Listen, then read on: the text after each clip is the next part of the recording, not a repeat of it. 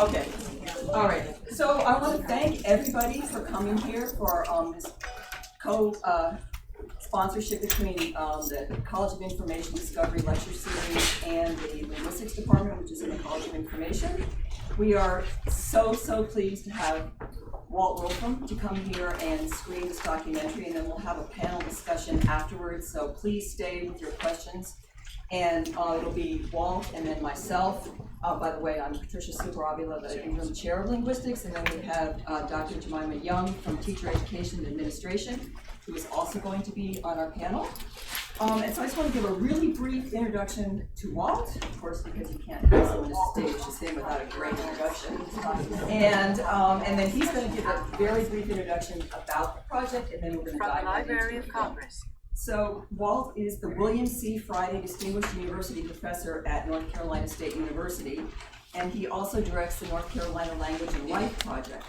And he's pioneered research on social and ethnic dialects since the 1960s, published more than 20 books, over 300 articles on the subject.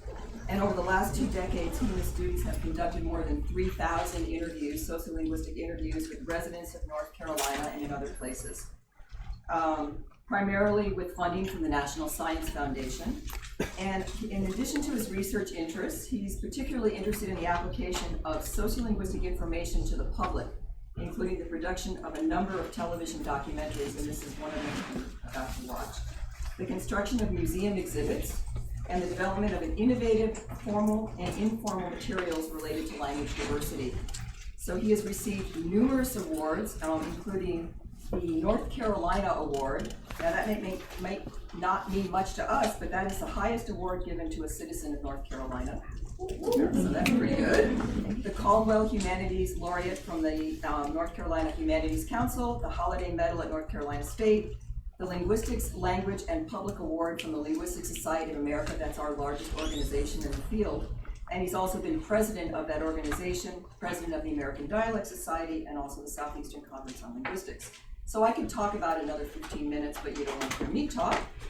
Instead, what I'm going to do is present this wonderful collector's edition. Everybody needs to be wearing one of these, right? And Right. So wear it proudly, Walt. Actually, it's the same color as my grandson's football jersey at high school, so I'll wear it and everybody will think I'm rooting for Terry football. Because they don't read there. Oh.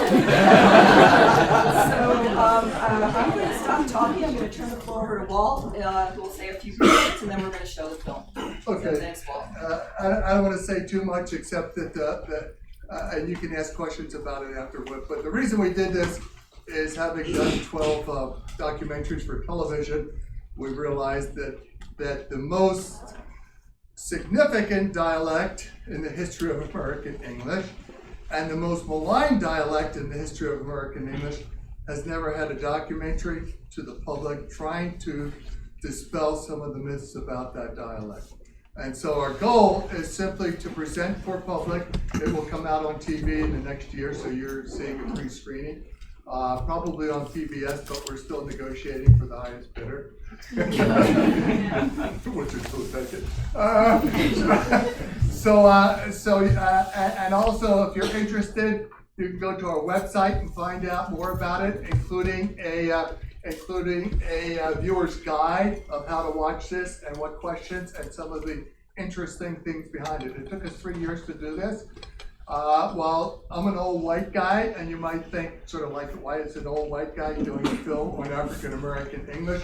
It actually is a collaborative between the experts on African American language today, and they are associate producers, including Dr. Cukor-Avila. So consider it a collaborative of the linguists who work on African American English and our presentation to the public, okay? So in the meantime, I got logged off, but I'll be back in a minute, okay? And we'll just start it, and you can ask your questions afterward. listen to Sandy Moore? You listen to Sandy Moore?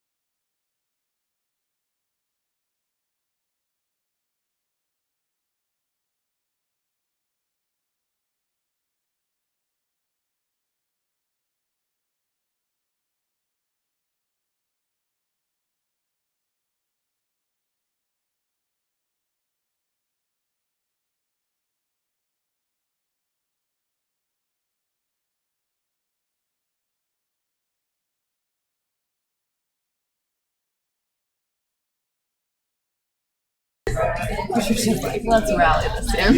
So, let's ask the first question. Comments or questions? That's not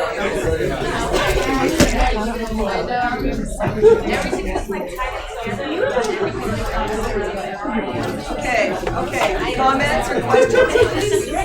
All right, you got one, you got a question. How many years did it take? Loud, stand up How loud. many years did it take to make this film? 3 years. Actually, we traveled, as you can see, all around the United States. We went to the Bahamas. We were also scheduled to go to Liberia, but because of the epidemic there, we couldn't go. Yeah. So maybe we actually are hoping to get a new grant now that would be for 3 years, that it would allow us to develop a mini-series. So we would have 4 episodes, and there would be a mini-series on it, and then sort of lots of materials that would guide instructors who want to teach from it as well. You mentioned, right as you were introducing your fabulous movie, thank you very much, a website that we could go to for further information, and Yeah. I don't think I heard. Okay, it's just talkingblackinamerica.org. Okay. So Thank you very much. that's easy enough, and actually it gives lots of background information. Also has discussion questions and background, and so factoid. So for example, the studio where we filmed was where Eminem comes from, or for example, the church that we filmed in was Barack Obama's church, and of course Jeremiah Wright, who was a wonderful interviewee and had wonderful things to say about sort of language, was the guy who was forced to leave that church when he said things that the public considered too radical. And so, but he's actually a wonderful and brilliant person. As a matter of fact, I'll tell you one quick story, and then I want you to react.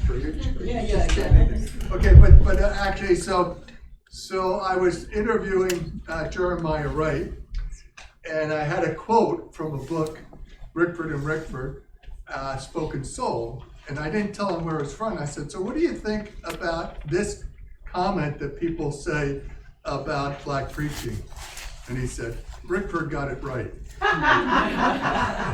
He knew the book, knew who that quote came from. I was absolutely amazed at his knowledge. So, yeah, you're on. Are there any questions you have about education related to this? Well, that was at the very beginning of the movie, of course, the Oakland controversy. I was in Oakland during that time. Oh, really? Yeah, Wow. but so, I mean, everybody in here is too young. Yeah, what is it? Okay. The background, what was the issue? Sure, absolutely. So there was a large movement a number of years ago in order to incorporate Ebonics into our curriculum as we see it.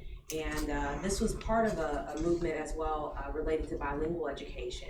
And so these movements were kind of working in tandem, if you will, but the way that it was sensationalized in the media as the film depicted, it was just shown as if this is something that is not a language, it is not a valued vernacular, and so it was very much dismantled. But the value in doing this, and we still can see many challenges today as it relates to education. So for instance, I teach teachers who are going to be going into classrooms. And oftentimes we'll talk about things like a student's vernacular related to, let's say you have a Black student that says something like, "Miss, can I ask you a question?" Right? And we teach as multicultural education to do redirection. You're not gonna say, "Oh, that's such poor language. Why don't you say this," right? So we teach, not me, but we teach redirection. Did you say you wanted to ask me a question? Well, the child is not incompetent. They know that you're redirecting them. There's still a message conveyed in what you're saying to them. And what that child sees is, okay, my mama says X, my pastor says X, my football coach says X. In fact, the only person who doesn't say X is you. And quite frankly, I don't like you. And so we can see lots and lots of parallels to this issue of having the ability to speak Black vernacular English. This translates into literacy, which is a very big part of education. And so when students write, and in fact, there's a recent study that came out a couple of months ago. The big thing in education is what we call sight words. So with young children, we want to show them pictures of words and have them to be able to read those words as almost as pictures, like as sight words. So as they learn to read, they don't have to phonetically understand them in order to say them, like the word the. I can look at the picture of the word the and say the, that way I can focus on the words surrounding those sight words. Does that make sense? Mm-hmm. Okay. Well, this new research, so this has been going on for 10 years. Before that, we had a phonics movement. Who remembers hooked on phonics, right? Okay. And we can go back about the history of literacy. This new study that came out, which is emergent, basically says the way that children learn language, learn how to spell as well as expressive and receptive language best is being able to say and write language as they feel and see it. So language like, I'll have a pen in here, that's it, D-A-S-S-I-T. Me being able to spell that's it instead of that is it or that's it, phonetically is going to help me to develop my language proficiency faster and in a more proficient way than somebody teaching me the more grammatical fundamentals of that written skill or oral skill, if you will. And so, sorry to take so much time. But parents probably would not like that though, right? Well, they will once it's commercialized. Because that's what happened with hooked on phonics, that's what's happened with sight words, that's what's happened with everything. So this study came out, I want to say less than 6 months ago, and now everyone's jumping on the bandwagon. Let kids say the way they want to say. Well, when Black kids did this, what do? We punish it, we reduce it, we discount it, we even make it like systematically illegal to use this type of language in a classroom. But now that this research is showing it works for other groups of people, now this is research. So this is a good thing now. Yes, ma'am, in the back. So I've read a couple studies that say that African language is kind of processed in the brain as a second, like as a language. So when children go to school and they speak standard English, it's like learning a second language. And I was just curious because you kind of hinted at it a little bit with this new study that's emerging. I'm wondering if this is kind of being transitioned into the way that language is taught and into standard English and how it's taught to these children who speak their first language being African language. African American, is that what you mean? Yes, Okay. sorry about that, yeah, African American. Well, first of all, you can't teach what you don't know. right? And you certainly can't teach what you won't acknowledge. So if in my mind and in my heart, I believe that the way these children are speaking is deficit, but I've been taught or socialized to know better than to present it that way, I can't break past that barrier unless I am educated in doing so. So to answer your question, I don't feel like this is going to be an immediate change. I think once the mainstream culture has buy-in and it provides benefits to the dominant culture, in this case, white, standard, grammatically correct, the King's English, whatever language you want to use, once that becomes the dominant discourse, then it will have its footing, and by defect, it will benefit Black children. That is my professional projection, my professional opinion, not necessarily based in my own research, but based in what I can see as a teacher educator. Yes, ma'am. I think there's another layer also we're dealing with here, is that speech has a bad reputation. Oh, yes, it The does. spoken language, what you're talking about is the same thing. When has what we do when we talk and interact in every day is going to be brought into the classroom to show the language user that we're not really just talking cheap, it's Right. not. That there's a system. Yes, absolutely. So And it I has think- rules, yes, right? and I think that Black vernacular English is dealing with this other layer of the oral culture that is not recognized. And I'll give you an example. A group of people, okay? A group of faculty, a group of professors, we were at an event. We were waiting in line to go into the lunch. It was an informal kind of gathering, and we were in line, and there were a group of us, and we were talking. And somebody said something, and if this is part of that Black vernacular English too, it might be a little bit more projected loud, okay, than in maybe other cultures. So somebody says something, they're like, ooh, girl, right? And all these different things came out, and somebody said, she most certainly would have caught these hands, okay? And another group behind us, someone says, what does that mean, catching hands, right? And so immediately, because I know how to code switch, because this is part of what we've been conditioned to do, I immediately say something like, quote, code switching is a euphemistic expression used to depict a situation or instance in which somebody's reaction to a person or situation would cause them to inflict bodily harm on another person. Do you see how overly articulate I had to be with that? So then, should she have left it alone, right? I spoke your language to explain this term in your words, right? She's like, well, I just don't understand. It doesn't make sense. How do you catch hands? I said, well, how do you catch a cold? Now, when it's in your context, when it's part of your vernacular or your language, then it's okay. But when it's part of mine, it's wrong, right? And that was what was being suggested. And I don't know where I was going with that, I'm a bit off topic, sorry. But certainly, these are educators with these mindsets. And so we definitely have some ways to go in changing those. Where you were going with that was responding to this lady's question here, talking about the power of speech. Speech, absolutely. And being able to code switch is a valuable skill. But one thing that needs to happen is we have to begin to stop talking about, standard English and Black vernacular English. Right. And I believe that's what you were suggesting. And it's not just at random. If it was, we couldn't be able to communicate if there weren't rules and a systematic way of expressing ourselves. And Black vernacular English is not just the words that are spoken, it is how we can communicate through the projection of our voices, through our hand motions, through the rhythmic ways that words come together. All of these things together are what help to shape and form Black vernacular English. Yes, sir. So like the case study you were talking about how like it started 6 months ago where people are able to learn in their own vernacular and progress with that. When say that does become the predominant thing in mainstream culture, what would happen to the predestined English that we are taught in school and stuff? Does that just diminish and we go into this new study of, children able to learn their own vernacular and progress with that in life? Or do we teach them, these grammatical things that you learn from pre-K till now and, utilize that in what you're learning?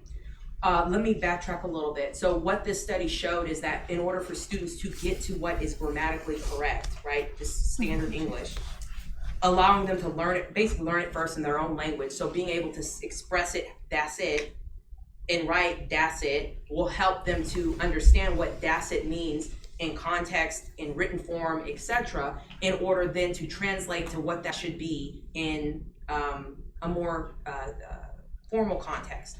And honestly, if we think about this, because there's this whole what we call back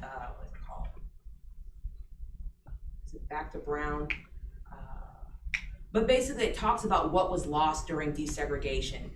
During segregation, you have Black teachers and Black children, and the teachers taught their children how to code switch. This was strategic, okay? What I see sometimes, and I cringe when I go into classrooms, and I'll hear teachers say, you can wear whatever you want to wear, you can talk however you want to talk. That is not the truth. Those kids need to know how to code switch in everyday life, but being able to value and affirm who they are and how they speak, while still and maintain that, while still teaching them what is grammatically appropriate in certain social contexts, there is still merit in being able to do that. So to answer your question, I don't think the goal is to change what standard English is, okay? Because that is part of how privilege exists. I think the goal is how can we get students to learn effectively, efficiently, and in a way that is best suited for children. And again, once this is kind of commonplace for the mainstream culture, it's likely to be applied to everyone. Well, what was that bridge program in the 70s? Yeah, there have been a number of programs which have tried to use vernacular literacy at first and then transition. And while some of the programs have actually shown some success, they were never politically acceptable for lots of reasons, and so they couldn't really be implemented. And it's sort of like I was part of an experiment in the late '60s, and one parent, sort of talking about the material, said, well, if my kid has to learn that stuff in order to learn how to read, then he's not going to read. That's how adamant she was in her objections to the language. But I just want to add one thing about the Oakland controversy. Actually, it was not trying to get teachers or kids to speak Ebonics, which is how it was portrayed. Basically, it was trying to get the school system to know something about African American language, because there's a principle: if you start from a point of strength, it's easier to go and make the transition. And so they wanted teachers to know something about the language so that they could then transition to standard English. In that sense, it was a fairly conservative program, but it got misinterpreted, and as almost a kind of religion. It's sort of like the congressman from my glorious state of North Carolina. And I've had people, I remember during the controversy, getting on a plane, and a professor says, "Oh, so you do linguistics? So do you believe in Ebonics?" I believe in Ebonics, the American way of life, and the NFL. Okay, so it's sort of like, what?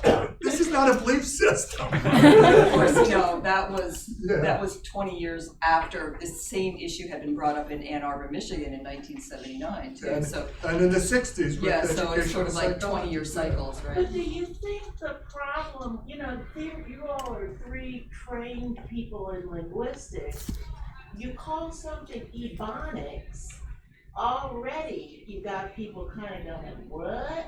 I mean, if the Oakland School Board had said African American vernacular English is something that Oakland school teachers need to be able to understand so that they can understand what their students are saying when they say mama be at home, doesn't mean the same thing as mama is at home, then but to call it Ebonics, that the immediate reference to Let me explain that. I can speak to that. Okay. So you're talking about deficit language. Language is not deficit until people make it deficit. Of course. So if we look even at the history of what we call people, Negro. became deficit. We use colored, became deficit. We use minority. Minority is now considered deficit, and now we use people of color, right? Ebonics, when it was introduced, blank slate. Ebonics was Ebonics the same way Black Vernacular English is Black Vernacular English. It was portrayed in the media in such a light that because of the media sensationalization of this, it then took on a negative deficit context. So now, and I think it's been more strategically placed in like a scholarly context, Black Vernacular English hasn't taken on yet that deficit context because it's situated more in research and in a more affirming and empowering, growth-based way. Makes sense to me, I guess. I mean, because what you're essentially saying is those other terms got racialized. Yes, they did. So, but But if they we all can are. expect that terms like that are gonna get racialized because we live in freaking America, then is there some way that we can kind of dance around that likelihood? And if it means putting things in a more scholarly context, or, you know, just like your example of catching hands translated to, you know, a 7-word thing, what's wrong with that? That's a tough question. And if I had the answer, I probably would be on tour. But I will say this. I think it's not just, when we talk about it being racialized, it's not just the words.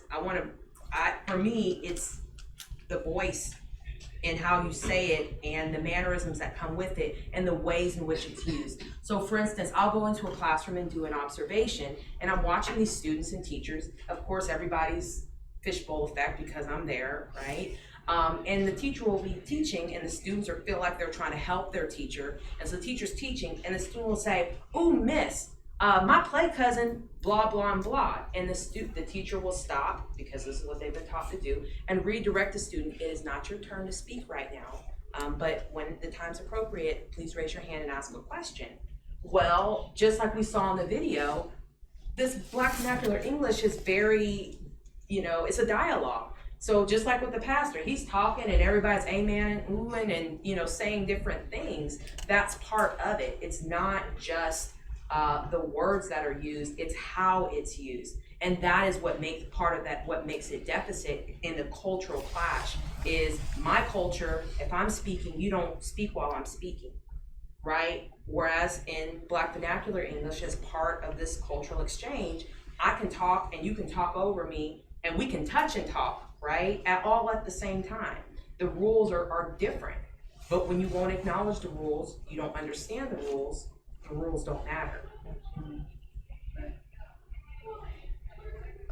Is there a corpus that collect African American English? Oh, yeah. These are a corpus. So What are? Well, you've got is there a North corpus Carolina. like that? Yeah, there's actually we have lots of tapes archived on a website, from our studies. But actually, one of my former students, Tyler Kendall, is now in the process of collecting a public corpus of Black speech around the country. And part of the goal of that is that it would be public, so we do interviews, but they're private and they have RRBs and they have sort of confidentiality issues. But his whole corpus is set up on the idea that people sign, release, so it's all public.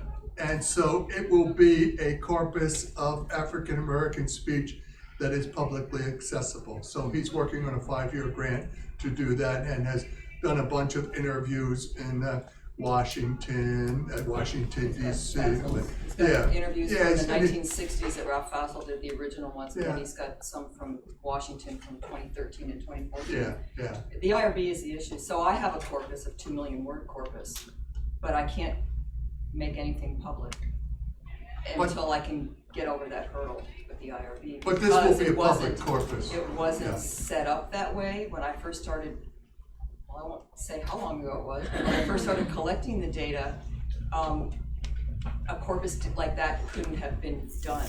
We didn't have the technology to do that, right? And so why would my IRB state, that this will be on a website somewhere when I didn't even know what a website was, right?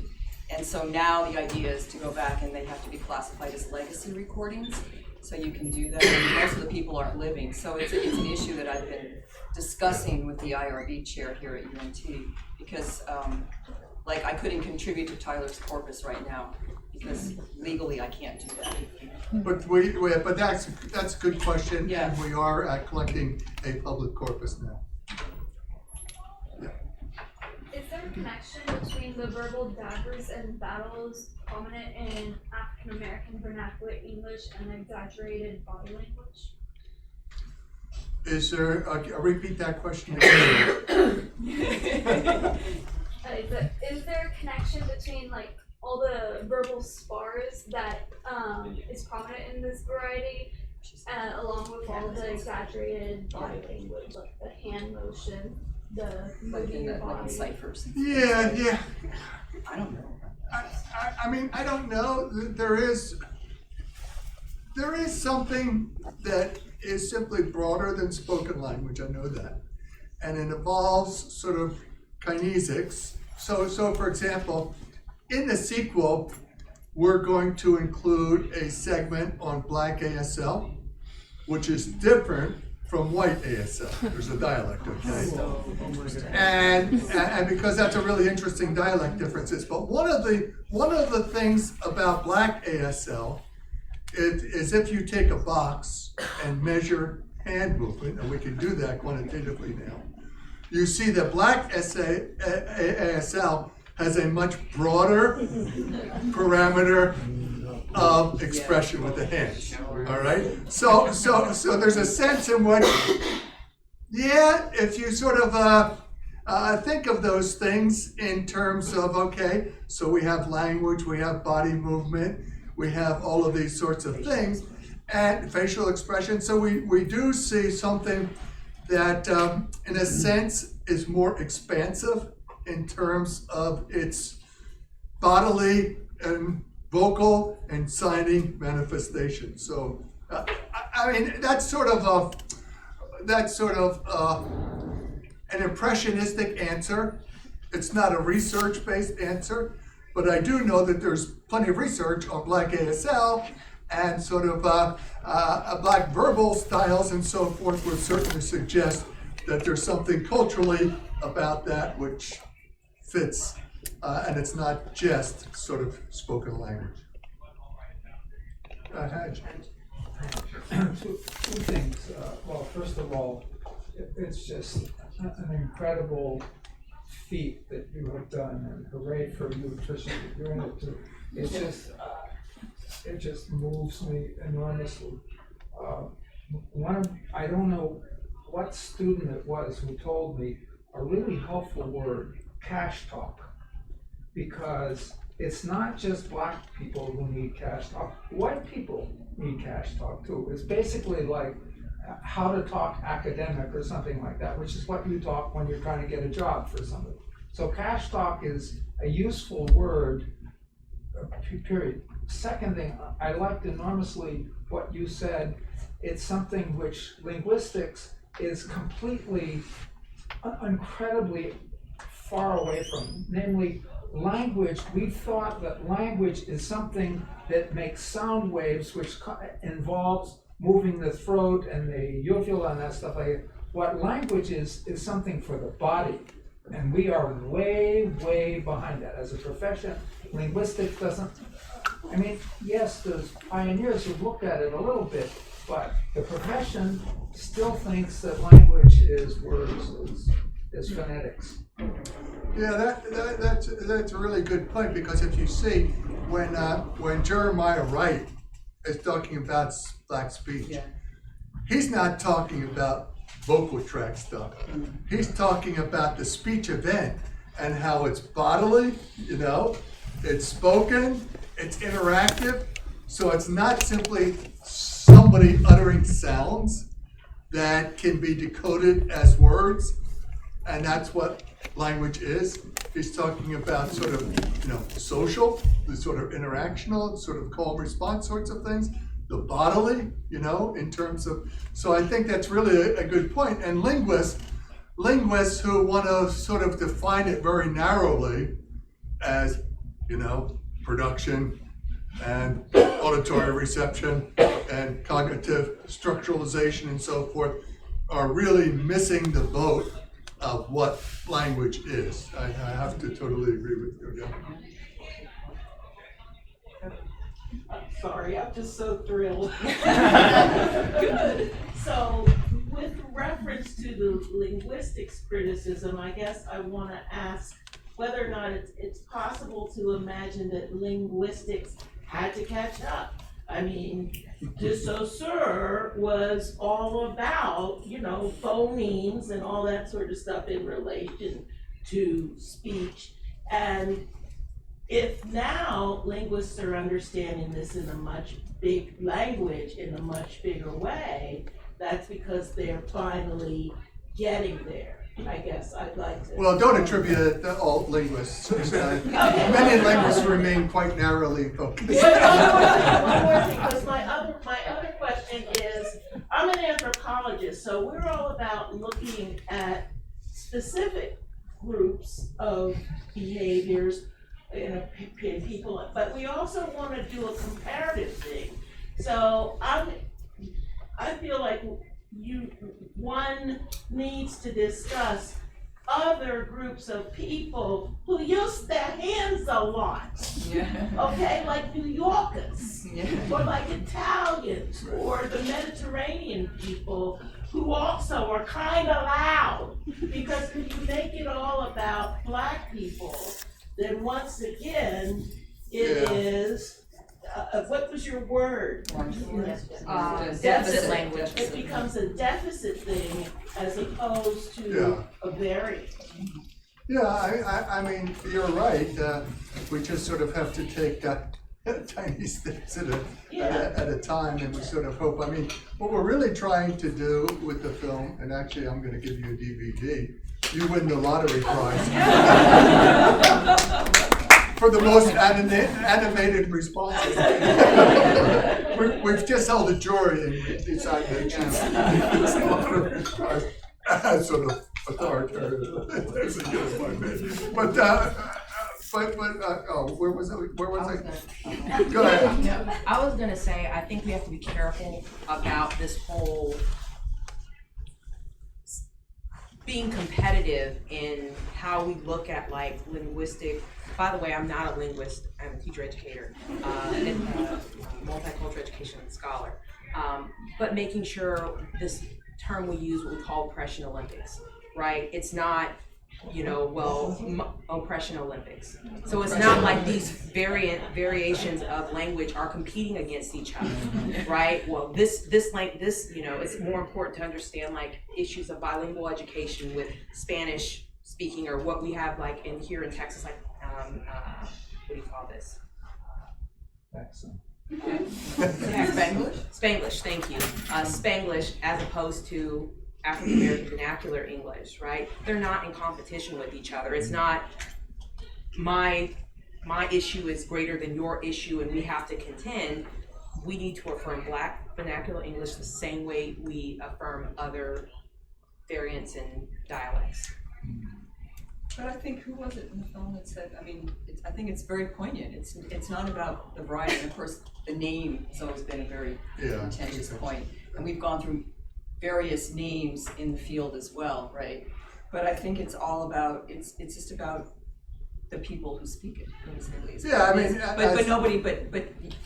that's not the sort of the PC thing to say, Was right? that William Labo? Or Did LaBeouf say it? But somebody. Well, somebody else I always said say it. to my students, it's never about language. It's about, Language is a proxy for something else, and so it's sort of like, if African Americans were elite in American society, their speech would be elite, But it's always about something else that language indexes, and what we're trying to do is simply get people to talk about some of this stuff. Here's something that's happened, okay?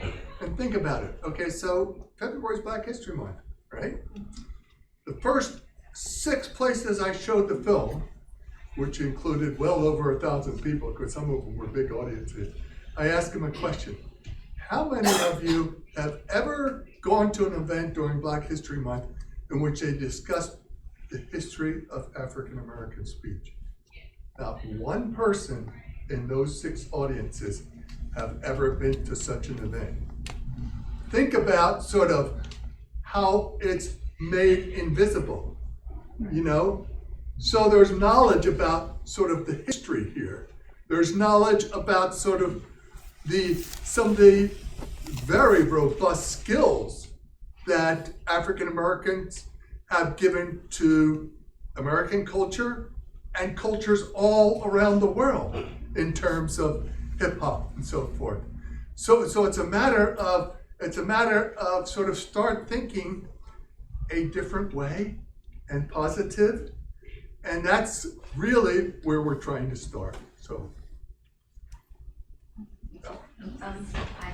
So I just have a question, just kind of like pick your brain. It's kind of not related to this, but at the same time it is. I'm in a language discourse analysis class, and so we always kind of talk about like prescriptive versus descriptive language. Do you, like, my question is like, do you think it's really interesting how in schools, like, we're taught to speak prescriptively, but like in social settings and other settings we talk descriptively? Like, do you think that's like, how, like, do you think that's interesting because it's not the correct way to speak? How we say very pregnant, but it's not like, that's not like the way you should say very pregnant, because you can't be very something that you are. You know what I mean? Like, you get what I'm trying to say? Like, do you think it's interesting how we're taught to speak prescriptively? Well, the schools are based on a written form of a language, right? But we don't speak like we write, or we don't speak like grammar books, or speak like whatever kind of books are in there. But the idea is that standard is always equated with what's written, but actually people wouldn't speak that way because they wouldn't even be accepted that way, right? You know? And so as speakers, we can do whatever we want to with the spoken language, but the grammar is pretty much set, the written is pretty much set there. And so what happens is that suddenly when the speech is a little bit different than this group, then it comes back to the prescriptive notion, and well, wait a minute, but that's not what the grammar book says, and you're not following the rules, so you must be the deficient one, or your variety must be the bad one, or it's broken, or, you know, what's wrong with you? Maybe you have some learning disability and you can't learn how to speak properly, when that has nothing to do with it, right? And I mean, the same kinds of things are said about bilingual speakers as well, bilingual children. Those of you who are studying bilingual education, it's the same kind of thing, right? Why can't you learn these rules properly? You know, and so it's for me, I think I see a lot of it where people, you know, it's based on some sort of mythic standard, right? And what is that standard for a spoken variety? Well, it's for the people who are in power, I suppose, right? It absolutely is about the people in power, because even within, you know, standard English, there are variations, and we don't correct or say that they're right. So is it aunt or aunt? No one ever corrects that. Pecan or pecan, nobody ever corrects that. Yella or yellow, right? Nobody ever corrects that. And those are variations we see in this program instead of program, right? We don't correct those things because they're not stigmatized. That's exactly right. Or this new thing, I've heard both of y'all talking, and you were saying like. We don't correct that either. And well, that is, some people do, but it's not going to matter. So we won't. Yeah, thank you. We won't go there. Yeah. Well, and so then you gave the example of the ask and acts, right? But we will suddenly correct that and be very, you know, have big wide eyes and the hair stands up on the back of your neck, right? Because that is stigmatized. But the same linguistic process happens when you say prescription, but nobody cares. Because the word is really written prescription. I don't pronounce it that way. They don't care because that is the language of the dominant culture. Well, and it's not stigmatized. Yes. Exactly right. I just want to comment, like, I like how throughout this whole thing, I didn't hear the word ignorant when you come to talk about language, because when you speak in a certain African American vernacular English, you know, they tend to throw the word, oh, that sounds ignorant. Sounds ignorant. Yes, I remember back in like sophomore year in my high school, I was speaking to one of my friends in my English class, and my teacher said, that sounds plain ignorant, you don't say it like that. And then she proceeded to correct me on it, and I'm like, okay. And then that was that, because I went outside and spoke the way I do. Right, But right. it felt I felt some type of offended, because, Of course. it's something I grew up on, and it's just the way Right. Yeah. it works. Well, and the words have different meaning too, right? So being ignorant and being ignorant, okay, are two different levels of incompetence, right? Like one, ignorant is not knowing better, and ignorant is being intentional and not caring about not knowing. I wish you would, right? Knowing better. So I think too, you could argue that the meaning of these words in context have slightly different degrees of differences in what they mean. Yeah, but for her telling you that is just basically saying, I don't value that. It sounds bad to me. You need to speak this way, right? This is the only correct way to speak. And that's, It's like That's the crazy. episode in which the woman talked about, okay, so in class, people said, don't talk that way because intelligent people don't talk that way. Well, wait a second, like, I don't talk that way, my family doesn't talk that way, and you're telling me that, okay, so what are you saying? It's not simply about me and my speech, it's about my family, it's about my culture, it's about my heritage, so there are a lot more sort of arrows than simply say it this way. I'm gonna give y'all my experience real quick so that, for why I'm asking this question. So I grew up on a small country farm, and so then for primary school, I got made fun of a lot and got in trouble from my teachers for, not knowing proper grammar and saying ain't all the time, and stuff. And so I spent all of primary school trying to learn that standard English and getting rid of the accent, getting rid of words that I was used to speaking at home and stuff.